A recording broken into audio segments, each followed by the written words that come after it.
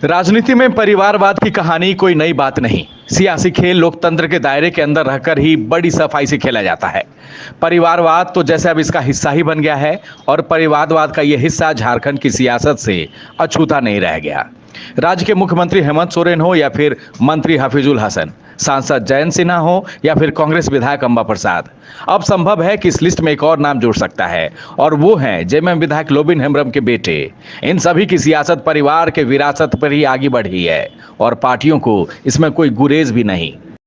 देखिए, ये प्रकृति का नियम है। जो आज है वो कल नहीं रहेगा, जो कल है वो आने वाले दिनों में नहीं रहेगा।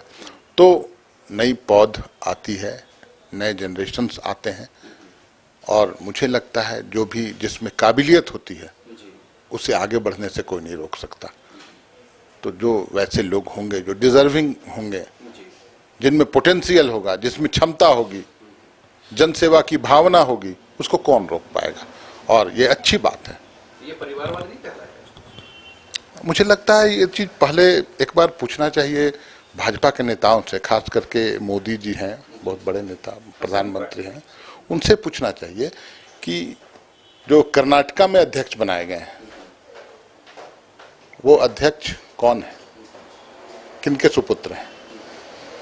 बाकी जगहों में जो नेता पुत्र हैं वो किसकी बदौलत हैं।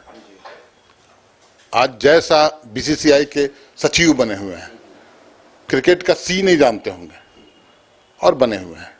परिवारवाद का पहले परिभाषा मुझे लगता है उन लोगों से ही पूछा जाना चाहिए कि परिवारवाद है क्या। और मैंने बोला कि जो डिजर्विंग होंगे, जिनमें पोटेंशियल होगा, क्षमता होगी, जो लायक होंगे वो आगे बढ़ेंगे, जो नालायक होंगे वो कहाँ टिक पाएंगे। वंशवाद और परिवारवाद की राजनीति का बीजेपी भले ही विरोध करती रही हो, लेकिन परिवारवाद की वाली राजनीति, पिता पुत्र वाली राजनीति, भाई भतीजे और रिश्तेदारों वाली राजनीति से बीजेपी भी बची नहीं। झारखंड की सियासत में नई पौध बीजेपी में भी कम नहीं, लेकिन नई पौध पर सियासत के साथ बीजेपी नई पीढ़ी के राजनीति में आगमन का स्वागत करती है और सियासत में नई पीढ़ी का स्वागत सीपीआई भी कर रही है। सीपीआई का कहना है कि सभी दलों में परिवारवाद हावी है। देखिए, राजनीति में सब लोग आना चाहते हैं, राजनीति में आते हैं, राजनीति में लोगों के बीच काम करना चाहिए। जो लोग राजनीति में काम करेंगे तो लोकतंत्र है, किसी को मना नहीं कर सकते राजनीति में काम करने के लिए, सब लोग करते हैं। और फिर लोकतंत्र में जनता चुनती है, जनता जिसे चुनेगी वो फिर आएगा जीत के। परिवारवाद है। देखिए, परिवारवाद तो जो है ये तो भारतीय जनता पार्टी उसके खिलाफ रही है, लेकिन अगर कोई राजनीति में रह करके अपना काम कर रहा है, कोई राजनीति में रह करके लोगों का सेवा कर रहा है और उसके माध्यम से वो आता है तो वो जनता को तय करना है। लोकतंत्र में तो जनता मालिक है ना, जनता को तय करना है। देखिए, एक चीज बात है, नई पौध और नई पीढ़ी आएगी। अगर किसान का बेटा किसानी करता है तो उसमें तो हम नहीं सवाल उठाते हैं। सवाल की राजनीति में जो आते हैं, चाहे किसी हमारे वंशज भी अगर राजनीति में आते हैं तो उनका स्वागत करना चाहिए। वो उनको कोई गोद में विधायक एमएलए एमपी नहीं बनाया दिया जाता, वो संघर्ष करते हैं। संघर्ष के बुनियाद पर अगर कोई जीत के आता है तो उनका स्वागत होना चाहिए। हाँ, ये अलग चीज होता है कि किसी को व्यक्ति विशेष को आप बार बार करें परिवारवाद। किसी परिवारवाद की पार्टी विशेष नहीं होनी चाहिए।